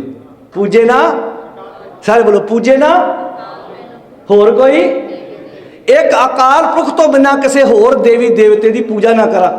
ਲੱਭੋ ਅੱਜ ਸਿੱਖ ਕਿੰਨੇ ਪਰਸੈਂਟ ਇਦਾਂ ਦੇ ਨੇ ਜੀ, ਜਿਨ੍ਹਾਂ ਦਾ ਸਿਰ ਸਿਰਫ ਗੁਰੂ ਤੋਂ ਸਿਵਾਏ ਕਿਸੇ ਹੋਰ ਅੱਗੇ ਨਾ ਝੁਕਦਾ ਹੋਵੇ। ਪੂਜੇ ਨਾ ਅਕਾਲ ਬਿਨ ਹੋਰ ਕੋਈ ਦੇਵੀ ਦੇਵ, ਸਿੱਖ ਦਸ਼ਮੇਸ਼ ਦਾ ਸੋ ਕਹੀਏ ਅਕਾਲੀ ਹੈ। ਆਹ ਸੀ ਅਕਾਲੀ ਦੀ ਡੈਫੀਨੇਸ਼ਨ, ਆਹ ਸੀ ਉਸ ਅਕਾਲ ਪੁਰਖ ਨੂੰ ਮੰਨਣ ਵਾਲੇ, ਉਸ ਅਕਾਲੀ ਦੀ ਪਰਿਭਾਸ਼ਾ ਜਿਹੜਾ ਇੱਕ ਅਕਾਲ ਪੁਰਖ ਤੋਂ ਸਿਵਾਏ ਕਿਸੇ ਦੂਜੇ ਅੱਗੇ ਸਜਦਾ ਨਹੀਂ ਸੀ ਕਰਦਾ। ਆਓ ਆਪਣੀ ਜ਼ਿੰਦਗੀ ਵਿੱਚ ਇੱਕ ਪ੍ਰਣ ਕਰੀਏ ਕਿ ਸੱਚਿਆ ਪਾਤਸ਼ਾਹ, ਦੁੱਖ ਆਵੇ ਸੁੱਖ ਆਵੇ, ਖੁਸ਼ੀ ਆਵੇ ਗਮੀ ਆਵੇ, ਅਸੀਂ ਤੁਹਾਡੇ ਤੋਂ ਸਿਵਾਏ ਕਿਸੇ ਹੋਰ ਦਾ ਓਟ ਆਸਰਾ ਨਹੀਂ ਤੱਕਣਾ। ਇਹ ਪ੍ਰਣ ਕਰੀਏ ਆਪਣੀ ਜ਼ਿੰਦਗੀ ਵਿੱਚ, ਦਾਤਾ ਜੇ ਸੁਖ ਦੇ ਤਾਂ ਤੁਝੇ ਅਰਾਧੀ, ਦੁੱਖ ਵੀ ਤੁਝੇ ਧਿਆਈ, ਜੇ ਭੁੱਖ ਦੇ ਤਾਂ ਇਤਿ ਰਾਜਾਂ ਦੁੱਖ ਵਿੱਚ। ਇੱਥੇ ਭਾਈ ਮਨੀ ਸਿੰਘ ਵਰਗੇ ਯੋਧੇ ਅਰਦਾਸ ਵਿੱਚ ਆਪਾਂ ਯਾਦ ਕਰਦੇ ਹਾਂ, ਬੰਦ ਬੰਦ ਕਟਾਏ, ਖੋਪਰੀਆਂ ਲੁਹਾਈਆਂ, ਚਰਖੀਆਂ ਤੇ ਚੜੇ ਆਰਿਆਂ ਨਾਲ ਚਲਾਏ ਗਏ, ਗੁਰਦੁਆਰਿਆਂ ਦੀ ਸੇਵਾ ਲਈ ਕੁਰਬਾਨੀਆਂ ਕੀਤੀਆਂ, ਪਰ ਸ਼ਬਦ ਵਰਤਿਆ ਧਰਮ ਨਹੀਂ ਹਾਰਿਆ। ਬੰਦ ਬੰਦ ਕੱਟੇ ਗਿਆ। ਅੱਜ ਸਾਨੂੰ ਮਾੜੀ ਜਿਹੀ ਝਰੀਟ ਆ ਜੇ, ਅੱਜ ਤਾਂ ਸਾਡੇ ਘਰ ਕੋਈ ਸਾਡਾ ਕਾਰੋਬਾਰ ਨਾ ਚੱਲੇ, ਸਾਡੇ ਪੁੱਤਰ ਧੀ ਨੂੰ ਨੌਕਰੀ ਨਾ ਮਿਲੇ, ਤੇ ਅਸੀਂ ਪਤਾ ਕਹਿੰਦੇ ਆ ਸਾਡੇ ਮਾੜੀ ਕਿਸਮਤ, ਸਾਡੇ ਭਾਗ ਮਾੜੇ, ਪਤਾ ਨਹੀਂ ਅਸੀਂ ਰੱਬ ਦਾ ਕੀ ਨੁਕਸਾਨ ਕੀਤਾ। ਇੱਥੇ ਅੰਦਾਜ਼ਾ ਲਾਓ ਕਿੱਦਾਂ ਬੰਦ ਬੰਦ ਕੱਟਿਆ ਗਿਆ ਹੋਏਗਾ, ਕਿੱਦਾਂ ਪੋਟਾ ਪੋਟਾ ਕਰਕੇ। ਜਿਵੇਂ ਬੰਦਾ ਸਿੰਘ ਬਹਾਦਰ ਦਾ ਅੱਖਾਂ ਕੱਢੀਆਂ ਗਈਆਂ, ਜਮੂਰਾਨਾ ਮਾਸ ਨੋਚਿਆ ਗਿਆ, ਬੱਚੇ ਦਾ ਦਿਲ ਕੱਢ ਕੇ ਬਾਪ ਦੇ ਮੂੰਹ 'ਚ ਤੁੰਨਿਆ ਗਿਆ। ਇਹੋ ਜਿਹੇ ਸਿੱਦਕੀ ਸਿੱਖ ਗੁਰੂ ਕੇ ਪਿਆਰੇ ਆਪਣੇ ਗੁਰੂ ਤੋਂ ਪਾਸੇ ਨਾ ਗਏ। ਅੱਜ ਤਾਂ ਸਭ ਕੁਝ ਖਾਂਦਿਆਂ ਪੀਂਦਿਆਂ ਸਭ ਕੁਝ ਹੰਡਾਉਂਦਿਆਂ ਵੀ ਅਸੀਂ ਕਈ ਵਾਰੀ ਉਲਾਮਾ ਦੇ ਜਾਂਦੇ ਹਾਂ। ਅਸੀਂ ਦੂਰ ਕੀ ਜਾਣਾ, ਪੁੱਤਰ ਦੇ ਵਿਆਹ ਨੂੰ 2-4 ਸਾਲ ਹੋਏ ਹੋਣ, ਧੀ ਦੇ ਵਿਆਹ ਨੂੰ 2-4 ਸਾਲ ਹੋਏ ਹੋਣ, ਔਲਾਦ ਨਾ ਹੋਵੇ, ਤੇ ਸਾਨੂੰ ਕੋਈ ਸਲਾਹ ਦੇਵੇ ਨਾ ਜੀ ਫਲਾਣੇ ਬਾਬੇ ਕੋ ਜਾ ਕੇ ਮੱਥਾ ਟੇਕ ਕੇ ਵੇਖ ਲਓ, ਸ਼ਾਇਦ ਗੱਲ ਬਣ ਜਾਏ। ਅਸੀਂ 1 ਸਕਿੰਟ ਲਾਉਂਦੇ ਹਾਂ ਆਪਣੇ ਗੁਰੂ ਦਾ ਦਰ ਛੱਡ ਲੱਗਿਆ। ਭੁੱਲ ਜਾਂਦੀ ਸਾਨੂੰ ਬੇਬੇ ਨਾਨਕੀ ਕਿ ਬੇਬੇ ਨਾਨਕ ਦੇ ਘਰ ਨਾ ਧੀ ਸੀ ਨਾ ਪੁੱਤ ਸੀ, ਬਿਨਾਂ ਔਲਾਦ ਤੋਂ ਵੀ ਬੇਬੇ ਨਾਨਕ ਦਾ ਦੁਨੀਆ ਤੇ ਅੱਜ ਵੀ ਨਾਮ ਹੈ। ਨਾ ਗੁਰੂ ਦਾ ਦਰ ਛੱਡ ਕੇ ਪਾਸੇ ਜਾਓ, ਪੁੱਤ ਮੰਗਣਾ, ਧੀ ਮੰਗਣੀ, ਜੋਗ ਮੰਗਣਾ। ਇੱਥੇ ਕਹੋ ਦੱਦਾ ਦਾਤਾ ਏਕ ਹੈ, ਸਭ ਕੋ ਦੇਵਨਹਾਰ, ਦੇਂਦੇ ਟੋਟ ਨਾ ਹੋਈ ਅਗਣਤ ਭਰੇ, ਭੰਡਾਰ ਗੁਰਾ ਇੱਕ ਦੇ ਬੁਝਾਈ, ਸਭਨਾ ਜੀਆਂ ਕਾ ਇੱਕ ਦਾਤਾ ਸੋ ਮੈਂ। ਦਾਤਾ ਦੁੱਖ ਸੁੱਖ ਜੋ ਕੁਝ ਆਵੇ ਬਸ ਇੱਕ ਕਿਰਪਾ ਕਰਿਓ, ਤੇਰੇ ਦਰ ਤੋਂ ਸਵਾਏ ਅਸੀਂ ਪਾਸੇ ਨਾ ਜਾਈਏ। ਬਾਣੀ ਪੜਿਆ ਕਰੋ, ਸਹਿਜ ਪਾਠ ਆਪ ਕਰੋ। ਆ ਝਗੜੇ ਕਲੇਸ਼ ਸੱਚੀ ਗੱਲ ਹੈ, ਕਈ ਵਾਰੀ ਮਨ ਦੁਖੀ ਹੁੰਦਾ, ਯਾਰ ਅਸੀਂ ਕਿਹੜੇ ਬੰਨੇ ਤੁਰ ਪਏ, ਨਹੀਂ ਕਿਸੇ ਨਾਲ ਵਿਚਾਰਧਾਰਾ ਮਿਲਦੀ। ਮੈਂ ਨਗਰ ਮੇਰਾ ਧੁੰਦਾ, ਪਿੰਡ ਵਿੱਚ ਮੈਂ ਰਹਿਣਾ ਅੱਜ ਵੀ।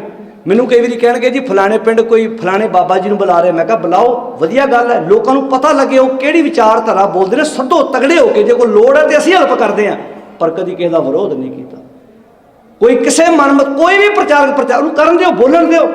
ਪਰ ਅੱਜ ਸਮੱਸਿਆ ਕਿ ਮਨਮਤ ਜਿਹੜੀ ਮਰਜ਼ੀ ਗੁਰਦੁਆਰੇ ਆਣ ਕੇ ਸੁਣਾ ਦੇ, ਕੋਈ ਪ੍ਰੋਬਲਮ ਨਹੀਂ।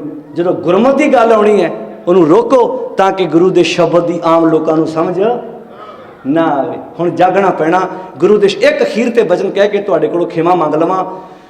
ਵੈਸੇ ਵੀ ਸਾਉਣ ਦਾ ਮਹੀਨਾ ਮੈਂ ਕਿਹਾ 1 ਅੱਧੇ ਦਿਨ ਤੱਕ ਚੜ੍ਹਨ ਵਾਲਾ, ਹੁਣ ਧਿਆਨ ਨਾਲ ਸੁਣਿਓ। ਅਖੀਰ ਤੇ ਕਹਿ ਕੇ ਤੁਹਾਡੇ ਕੋਲੋਂ ਖਿਮਾ ਮੰਗਣੀ। ਵੈਸੇ ਤੇ ਮੈਂ ਸਮਾਪਤੀ ਕਰਨ ਲੱਗਾ ਸੀ, ਪਰ ਇਸ਼ਾਰਾ ਆਇਆ ਵੀ 5-7 ਮਿੰਟ ਹੋਰ ਲਾ ਦਿਓ। ਸਾਉਣ ਦੇ ਮਹੀਨੇ ਦੀ ਜਦੋਂ ਵਰਖਾ ਹੁੰਦੀ ਹੈ ਨਾ, ਤੇ ਗੁਰੂ ਗ੍ਰੰਥ ਸਾਹਿਬ 'ਚ ਲਿਖਿਆ ਵੀ 4 ਜਾਣਿਆਂ ਨੂੰ ਖੁਸ਼ੀ ਹੁੰਦੀ ਹੈ ਤੇ 4 ਜਾਣਿਆਂ ਨੂੰ ਤਕਲੀਫ ਹੁੰਦੀ ਹੈ। ਧਿਆਨ ਨਾਲ ਸੁਣਿਓ ਹੁਣ। ਨਾਨਕ ਸਾਵਣ ਜੇ ਵਸੈ, ਨਾਲ ਸਕਰੀਨ ਤੇ ਆ ਜਾਏ ਤੇ ਹੋਰ ਸੌਖਾ ਹੋ ਜੂ, ਸੰਗਤ ਸਮਝ ਲਓ। ਨਾਨਕ ਸਾਵਣ ਜੇ ਵਸੈ, 4 ਉਮਾਹਾ ਹੋਏ। ਹੁਣ 4 ਜਾਣਿਆਂ ਨੂੰ ਖੁਸ਼ੀ ਹੁੰਦੀ ਹੈ, ਨਾਗਾ, ਮਿਰਗਾ, ਮੱਛੀਆਂ, ਰਸੀਆਂ ਘਰ ਤਨ ਹੋਏ। ਅੱਛਾ, ਜਦੋਂ ਸਾਉਣ ਦੇ ਮਹੀਨੇ 'ਚ ਮੀਂਹ ਪੈਂਦਾ ਸਭ ਤੋਂ ਵੱਧ ਖੁਸ਼ੀ ਸਭ ਤੋਂ ਪਹਿਲਾਂ ਕਿਹਨੂੰ ਹੁੰਦੀ ਹੈ? ਨਾਗਾਂ ਨੂੰ, ਸੱਪਾਂ ਨੂੰ। ਕਿਉਂ ਭਲਾ? ਕਿਉਂਕਿ ਸੱਪਾਂ ਨੇ ਸੁੱਕੀ ਧਰਤੀ ਜਦੋਂ ਕਣਕ ਵੱਢੀ ਜਾਂਦੀ ਆ, ਵੱਢ ਸੁੱਕੇ ਹੁੰਦੇ ਆ, ਗਰਮੀ ਹੁੰਦੀ ਸੀ ਜਦੋਂ ਜੇਠ ਹਾੜ ਦੀਆਂ ਧੁੱਪਾਂ ਕਰਕੇ, ਸੱਪ ਵਿਚਾਰੇ ਨਾ ਦੁਖੀ ਹੁੰਦੇ ਆ ਉਹ ਧਰਤੀ ਸੜੀ ਕਰਕੇ। ਉਹ ਜਦੋਂ ਮੀਂਹ ਪੈਂਦਾ ਨਾ, ਇੱਕ ਕਾਰਨ ਹੋਰ ਵਾ, ਜਿੰਨੀਆਂ ਵੀ ਖੁੱਡਾਂ ਨੇ ਨਾ, ਰੁੱਡਾਂ, ਇਹ ਸੱਪ ਨਹੀਂ ਬਣਾਉਂਦਾ ਨਾ, ਇਹ ਚੂਹਾ ਬਣਾਉਂਦਾ ਵਾ। ਸੱਪ ਦੇ ਕੋਲ ਤਾਂ ਸਾਧਨ ਹੀ ਨਹੀਂ ਵਿਚਾਰੇ ਕੋਲ ਖੁੱਡ ਬਣਾਉਣ ਦਾ। ਉਹ ਤੇ ਜਿਹੜਾ ਸੱਪ ਵਾ ਨਾ, ਉਹ ਜਦੋਂ ਮੀਂਹ ਪੈਂਦਾ ਤੇ ਉਹ ਖੁੱਡ ਵਿੱਚ ਪਾਣੀ ਪੈ ਜਾਂਦਾ ਤੇ ਚੂਹਾ ਬਾਹਰ ਨੂੰ ਭੱਜਦਾ, ਸੱਪ ਨੂੰ ਰਹਿਣ ਲਈ ਨਾਲੇ ਜਗ੍ਹਾ ਮਿਲ ਜਾਂਦੀ ਹੈ ਤੇ ਨਾਲੇ ਖਾਣ ਲਈ ਖੁਰਾਕ ਮਿਲ ਜਾਂਦੀ ਹੈ। ਜਿੰਨੀਆਂ ਵੀ ਖੁੱਡਾਂ ਧਰਤੀ 'ਚ ਬਣੀਆਂ ਨੇ, ਬਣਾਈਆਂ ਚੂਹੇ ਨੇ ਆ, ਤੇ ਮੱਲੀਆਂ ਬੋਲੋ ਸਾਰੇ ਜੀ ਸੱਪ ਨੇ ਆ। ਸੱਪ ਵਿਚਾਰੇ ਕੋਲ ਤਾਂ ਸਾਧਨ ਹੀ ਨਹੀਂ ਖੁੱਡ ਬਣਾਉਣ ਦਾ। ਹੁਣ ਜਦੋਂ ਮੀਂਹ ਪੈਂਦਾ ਸਭ ਤੋਂ ਵੱਧ ਸੱਪ ਨੂੰ ਖੁਸ਼ੀ ਹੁੰਦੀ ਹੈ, ਉਹਨੂੰ ਚਾਹ ਚੜ੍ਹ ਜਾਂਦਾ ਵੀ ਸ਼ੁਕਰ ਆ ਯਾਰ ਧਰਤੀ ਠੰਡੀ ਹੋਈ। ਪਹਿਲਾਂ ਜ਼ਹਿਰ ਤੰਗ ਕਰਦੀ ਸੀ, ਉਹਨੂੰ ਇੱਕ ਰਾਹਤ ਮਿਲੀ, ਇੱਕ ਤੇ ਉਹਨੂੰ ਘਰ ਰਹਿਣ ਲਈ ਮਿਲ ਗਿਆ, ਖੁੱਡ ਵਿੱਚ ਜਾ ਵੜਿਆ, ਨਾਲ ਚੂਹਾ ਖਾ ਲਿਆ ਉਹਨੇ। ਦੂਜੀ ਖੁਸ਼ੀ ਹੋਈ ਮਿਰਗਾਂ ਨੂੰ, ਕਿਉਂਕਿ ਜਿਹੜਾ ਹਿਰਨ ਵਾ ਉਹ ਪਿਆਸਾ ਸੀ ਵਿਚਾਰਾ, ਕਦੀ ਕਿਤੇ ਭੱਜਾ ਫਿਰਦਾ ਸੀ, ਕਦੀ ਕਿਤੇ ਭੱਜਾ ਫਿਰਦਾ ਸੀ। ਜਦੋਂ ਪਾਣੀ ਮਿਲਿਆ ਉਹਨੂੰ, ਉਹਦੀ ਤ੍ਰਿਪਤੀ ਹੋ ਗਈ।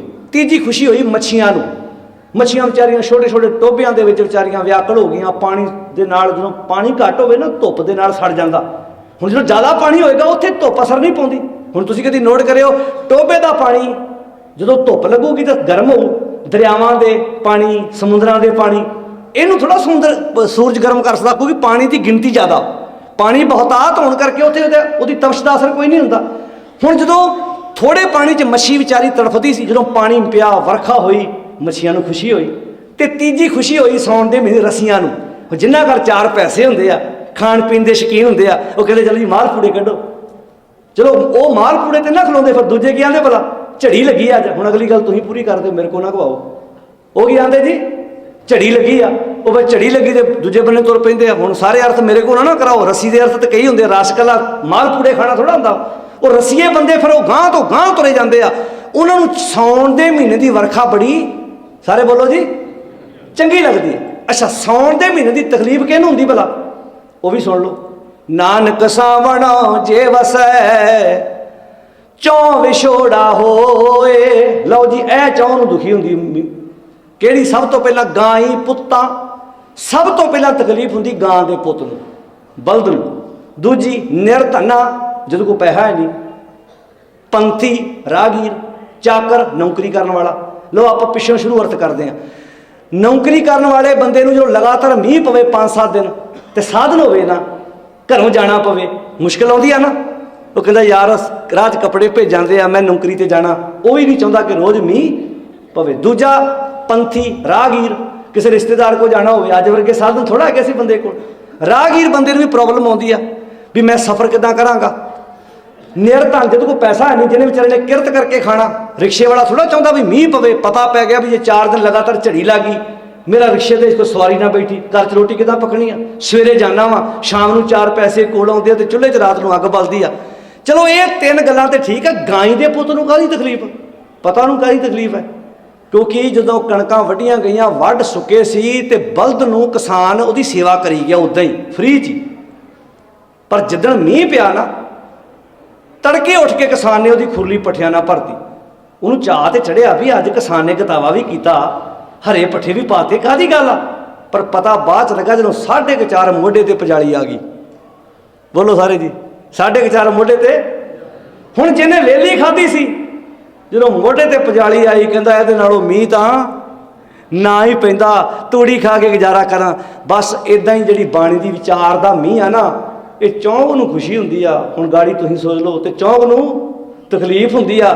ਤਕਲੀਫ ਉਹਨਾਂ ਨੂੰ ਹੁੰਦੀ ਆ ਜਿਹਨਾਂ ਵਿਹਲੀਆਂ ਖਾਧੀਆਂ, ਜਿਹਨਾਂ ਨੂੰ ਪਤਾ ਵੀ ਪਜਾਲੀ ਮੋਢੇ ਤੇ ਆ ਜਾਣੀ ਆ ਤੇ ਬਲਦ ਵਾਂਗੂ ਸਾਡੇ ਕੋਲੋਂ ਕੰਮ ਲਿਆ ਜਾਣਾ। ਉਹ ਕਹਿੰਦੇ ਵੀ ਬਾਣੀ ਦੀ ਵਿਚਾਰ ਕਰਦੇ ਹੋ ਬੰਦ, ਇਹ ਮੀਂਹ ਨਹੀਂ ਪੈਣਾ ਚਾਹੀਦਾ। ਜੇ ਮੀਂਹ ਪੈ ਗਿਆ, ਵਰਖਾ ਪੈ ਗਈ ਤੇ ਫਿਰ ਸਾਡੇ ਕੋਲੋਂ ਕੰਮ ਤੇ ਪਾਈ ਹੋਣਾ ਨਹੀਂ। ਜਿਹਨਾਂ ਨੂੰ ਆਸ਼ੀਰਵਾਦ ਦੇਣ ਦੀਆਂ ਆਦਤਾਂ ਪਈਆਂ ਵਾ, ਜਿਨ੍ਹਾਂ ਨੂੰ ਇੱਦਾਂ ਹੱਥ ਚੁੱਕ ਕੇ ਆਸ਼ੀਰਵਾਦ ਦੇਣ ਦੀਆਂ ਆਦਤਾਂ ਪਈਆਂ, ਜਿਨ੍ਹਾਂ ਨੂੰ ਸੇਬ ਲੋਕਾਂ ਦੀਆਂ ਝੋਲੀਆਂ 'ਚ ਪਾਉਣ ਦੀਆਂ ਆਦਤਾਂ ਪਈਆਂ ਵਾ, ਆਪੇ ਸੇਬ ਲੈ ਜਾਣੇ ਟੋਕਰੀ ਭਰ ਕੇ ਡੇਰੇ ਤੇ ਆਪੇ ਕਹਿਣਾ ਬਾਬਾ ਜੀ ਝੋਲੀ 'ਚ ਪਾ ਦਿਓ। ਤੇ ਫਿਰ ਘਰ ਆਣ ਕੇ ਜਿਹੜਾ ਬਾਬਾ ਜੀ ਕੋਲੋਂ ਸੇਬ ਪਾ ਕੇ ਲਿਆਏ ਆ ਤਾਂ ਪੁੱਤ ਹੋਇਆ। ਉਹ ਦੱਸੋ, ਜੇ ਸੇਬਾਂ ਨਾ ਪੁੱਤ ਹੁੰਦੇ ਹੋਣ ਫਿਰ ਤੇ JNK ਦੇ ਵਿੱਚ, ਫਿਰ ਇੱਧਰ ਦੂਜੀਆਂ ਜਿੱਥੇ ਜਿਹੜੀਆਂ ਕੰਟਰੀਆਂ ਸੇਬ ਪੈਦਾ ਕਰਦੀਆਂ, ਉੱਥੇ ਫਿਰ ਲੋਕ ਪੁੱਤ ਸਾਂਭ ਕੇ ਮਰ ਜਾਣ। ਸਾਡੇ ਲੋਕਾਂ ਦੀ ਹੈਰਾਨੀ ਜੀ ਕਿੱਡੀ ਹੱਦ ਹੈ। ਸੇਬਾਂ ਨਾ ਪੁੱਤ ਹੁੰਦੇ ਜੀ, ਲੋਕ ਸੇਬ ਆਪੇ ਸੇਬ ਲੈ ਜਾਣੇ ਆ ਤੇ ਆਪੇ ਝੋਲੀ 'ਚ ਪਾ ਲੈ ਆਉਣੇ ਆ। ਇਹੋ ਜੀ ਗੱਲ ਨੂੰ ਗੁਰਮਤਿ ਵਿੱਚ ਕੋਈ ਥਾਂ ਨਹੀਂ। ਬਸ ਸਾਡਾ ਗੁਨਾਹ ਇਹ ਹੈ ਕਿ ਅਸੀਂ ਪਖੰਡਵਾਦ, ਜੋ ਗੁਰੂ ਗ੍ਰੰਥ ਸਾਹਿਬ ਦੀ ਬਾਣੀ ਦੱਸਦੀ ਹੈ ਕਿ ਜੇ ਤੋਂ ਅਸੀਂ ਬਾਹਰ ਨਿਕਲਣਾ, ਉਹ ਸੰਗਤ ਨੂੰ ਦੱਸਦੇ ਆ ਤੇ ਸਾਡਾ ਵਿਰੋਧ ਕਰਦੇ ਆ। ਅਸੀਂ ਇਹ ਨਹੀਂ ਆਂਦੇ ਵੀ ਅਸੀਂ ਕੋਈ ਨੇਤਾ ਬਣਨਾ ਜੀ, ਵੋਟ ਪਾਓ। ਅਸੀਂ ਤੇ ਕਹਿੰਦੇ ਇੱਕ ਗ੍ਰੰਥ, ਇੱਕ ਪੰਥ, ਆਗਿਆ ਪਈ ਅਕਾਲ ਕੀ, ਤਬੈ ਚਲਾਇਓ ਪੰਥ, ਸਭ ਸਿੱਖਣ ਕੋ ਹੁਕਮ ਹੈ ਗੁਰੂ ਮਾਨਿਓ ਗ੍ਰੰਥ। ਆਓ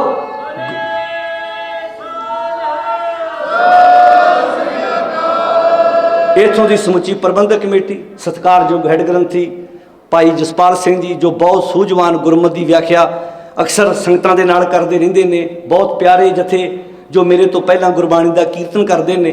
ਮੈਂ ਇੱਥੋਂ ਦੀ ਸਮੁੱਚੀ ਪ੍ਰਬੰਧਕ ਕਮੇਟੀ, ਸਮੁੱਚੇ ਸਟਾਫ ਦਾ ਦਿਲ ਦੀਆਂ ਗਹਿਰਾਈਆਂ 'ਚੋਂ ਧੰਨਵਾਦ ਕਰਦਾ। ਜਦੋਂ ਤੁਹਾਡੇ ਵਰਗੇ ਵੀਰ ਦਾ ਸਾਡੇ ਸਟੇਜ 'ਤੇ ਕਥਾ ਕਰਦਿਆਂ ਕੋਈ ਰੌਲਾ ਪੈਂਦਾ ਤੇ ਉਹ ਹੌਸਲਾ ਦਿੰਦੇ ਵੀ ਤਗੜੇ ਹੋ ਕੇ ਬੋਲੀ ਜਾਓ, ਫਿਰ ਸਾਡਾ ਹੌਸਲਾ ਵੱਧਦਾ ਕਿ ਜੰਗ ਸੱਚ ਦੀ ਆ, ਸਾਥ ਦੇਣ ਵਾਲੇ ਵੀ ਨਾਲ ਹੈਗੇ ਆ।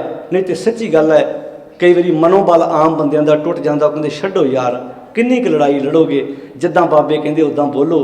ਜਿੱਦਾਂ ਇਹ ਮੈਂ ਸੱਚ ਕਹਿੰਦਾ, ਮੈਂ ਅੱਜ ਗੁਰੂ ਦੀ ਹਜ਼ੂਰੀ 'ਚ ਇੱਕ ਸ਼ਬਦ ਕਹਿਣ ਲੱਗਾ, ਅੱਜ ਲੜਾਈਆਂ ਮੁੱਕ ਜਾਣ ਜੇ ਮੈਂ ਇਹਨਾਂ ਦੇ ਮੁਤਾਬਕ ਬਰਸੀਆਂ ਤੇ ਜਾਣਾ ਸ਼ੁਰੂ ਕਰ ਦੇਵਾਂ, ਜੇ ਮੈਂ ਇਹਨਾਂ ਦੇ ਮੁਤਾਬਕ ਲਿਫਾਫੇ ਲੈਣੇ ਸ਼ੁਰੂ ਕਰ ਦਿਆਂ। ਸੱਚ ਕਹਿੰਦਾ, ਮੈਂ ਗੁਰੂ ਦੀ ਹਜ਼ੂਰੀ 'ਚ ਸ਼ਬਦ ਬੋਲਦਾ। ਤੇ ਇੱਥੇ ਅਮਰੀਕਾ 'ਚ 50 ਪੈਟਰੋਲ ਪੰਪ ਹੋਣਗੇ ਮੇਰੇ ਆਪਣੇ, ਫਿਰ ਸਹੀ ਹੋ ਜਾਣਾ। ਫਿਰ ਮਾਲਾ ਦੇਣ ਲੱਗ ਪਵਾਂ, ਲਾਚੀਆਂ ਦੇਣ ਲੱਗ ਪਵਾਂ, ਲੌਂਗ ਦੇਣ ਲੱਗ ਪਵਾਂ, ਬਰਸੀਆਂ ਤੇ ਐ ਕੈਸ਼। ਤੁਸੀਂ ਕੀ ਸੋਚਦੇ ਹੋ ਸਾਨੂੰ ਸੰਪਰਕ ਨਹੀਂ ਕੀਤਾ? ਕੀਤਾ ਹੈ, ਬੜੇ ਫੋਨ ਆਏ ਨੇ। ਪਰ ਮੈਂ ਕਿਹਾ ਜਦੋਂ ਤੱਕ ਜਿਸਮ 'ਚ ਜਾਨ ਆ, ਆਪਣੇ ਗੁਰੂ ਤੋਂ ਸਿਵਾਏ ਨਾ ਕਿਸੇ ਦੀ ਵਡਿਆਈ ਕੀਤੀ ਹੈ ਤੇ ਨਾ ਕਰਨੀ ਹੈ। ਸਿਰ ਵੱਢਿਆ ਜਾ ਸਕਦਾ ਪਰ ਆਪਣੇ ਗੁਰੂ ਤੋਂ ਸਿਵਾਏ ਨਾ ਕਿਸੇ ਲੀਡਰ ਦੀ, ਨਾ ਕਿਸੇ ਪੋਲੀਟੀਕਲ ਬੰਦੇ ਦੀ, ਨਾ ਪਹਿਲਾਂ ਕੀਤੀ ਹੈ ਨਾ ਹੁਣ ਕਰਨੀ, ਨਾ ਅੱਗੇ ਤੋਂ ਕਰਨੀ ਆ। ਆਓ ਸਾਰੇ ਪ੍ਰਣ ਕਰੀਏ, ਸਾਰੇ ਨਾਲ ਤੁਰੋ, ਸੱਚ ਦੇ ਉੱਤੇ ਪਹਿਰਾ ਦਿਓ। ਸੱਚੀ ਗੱਲ ਹੈ, ਮਨ ਨੂੰ ਸਕੂਨ ਮਿਲਦਾ ਹੈ ਜਦੋਂ ਤੁਹਾਡੇ ਵਰਗੇ ਵੀਰ ਭੈਣਾਂ ਬਜ਼ੁਰਗ ਨਾਲ ਇਕੱਠੇ ਹੋ ਕੇ ਤੁਰਦੇ ਨੇ। ਕਾਫਲਾ ਬੜਾ ਵੱਡਾ ਹੈ, ਜੰਗ ਹੈ, ਜੰਗ ਸੱਚ ਤੇ ਝੂਠ ਦੀ ਆ। ਜਿੱਤਦਾ ਕੌਣ ਹੈ? ਜਿੱਤਣਾ ਸੱਚ ਨਹੀਂ ਆ, ਅੱਜ ਨਹੀਂ ਤੇ ਕੱਲ। ਕਈ ਕਹਿੰਦੇ ਨੇ ਜਦੋਂ ਬੋਤਾ ਸਿੰਘ ਤੇ ਗਰਜਾ ਸਿੰਘ ਦੋ ਸੀ, ਉਦੋਂ ਕਹਿੰਦੇ ਸੀ ਜ਼ਕਰੀਆ ਖਾਨ ਕਹਿੰਦੇ ਸਿੱਖੀ ਖਤਮ ਹੋ ਗਈ। ਦੋਵੇਂ ਪਿੱਠਾਂ ਜੋੜ ਕੇ ਲੜੇ। ਡਾਂਗ ਨੂਰ ਦੀ ਸਰਾਂ ਖੜਕਦੀ ਸੀ ਤੇ ਸਿੱਖੀ ਦਾ ਪਤਾ ਲਾਹੌਰ ਲੱਗਦਾ ਸੀ। ਡਾਂਗ ਨੂਰ ਦੀ ਸਰਾਂ ਖੜਕੀ ਸੀ ਤੇ ਸਿੱਖੀ ਦਾ ਪਤਾ ਲਾਹੌਰ ਲੱਗਦਾ ਸੀ। ਆਓ, ਮੈਂ ਨਹੀਂ ਆਂਦਾ ਸਾਡਿਆਂ ਗੁਰਦਿਆਂ 'ਚ ਲੜਾਈਆਂ ਹੋਣ, ਇੱਥੋਂ ਅਸੀਂ ਸ਼ਾਂਤੀ ਦਾ ਪੈਗਾਮ ਲੈਣ ਆਉਂਦੇ ਹਾਂ, ਮੈਸੇਜ ਲੈਣ ਆਉਂਦੇ ਹਾਂ। ਮੈਂ ਵੀਰਾਂ ਨੂੰ ਬੇਨਤੀ ਕਰਾਂਗਾ, ਕੱਲ੍ਹ ਨੂੰ ਕੋਈ ਹੋਰ ਵਿੱਚ ਪ੍ਰਚਾਰਕ ਆਵੇ, ਤੁਸੀਂ ਉਹਦੀ ਵਿਚਾਰਧਾਰਾ ਨਾਲ ਨਹੀਂ ਸਹਿਮਤ ਹੈਗੇ, ਤੁਹਾਨੂੰ ਕੋਈ ਹੱਕ ਨਹੀਂ ਬਾਹਰ ਰੋਡ ਦੇ ਉੱਤੇ ਧਰਨੇ ਲਾਉਣ ਦੀ, ਮੁਜ਼ਾਹਰੇ ਕਰਦੇ ਉਹਨੂੰ ਕਿ ਤੂੰ ਸੁਣਾ ਲਾ ਯਾਰ, ਤੂੰ ਵੀ ਆਪਣਾ ਵਿਚਾਰ ਸੁਣਾ, ਸੰਗਤਾਂ ਨੂੰ ਜੇ ਚੰਗਾ ਲੱਗੂ ਤੇ ਮੰਨ ਲੈਣਗੀਆਂ। ਮੈਂ ਇਸ ਮੁਜ਼ਾਹਰਿਆਂ ਦੇ ਹੱਕ ਵਿੱਚ ਨਹੀਂ ਹਾਂ। ਸੱਚੀ ਗੱਲ ਹੈ, ਹਿਰਦਾ ਦੁਖਦਾ, ਇਹਦੇ ਨਾਲ ਸਾਡੀ ਕੌਮ ਦਾ ਜਲੂਸ ਨਿਕਲਦਾ। ਸ਼ਬਦ ਬਾਣੀ ਦੀ ਗੱਲ ਕਰੀਏ, ਸਿਧਾਂਤ ਦੇ ਉੱਤੇ ਪਹਿਰਾ ਦਈਏ, ਇੱਕਾ ਬਾਣੀ ਇੱਕ ਗੁਰ ਇੱਕੋ ਸ਼ਬਦ ਵਿਚਾਰ। ਸਾਰਿਆਂ ਦਾ ਧੰਨਵਾਦ। ਇਹਨਾਂ ਦੀਵਾਨਾਂ 'ਚ ਵਿਚਾਰ ਕਰਦੇ ਹਾਂ।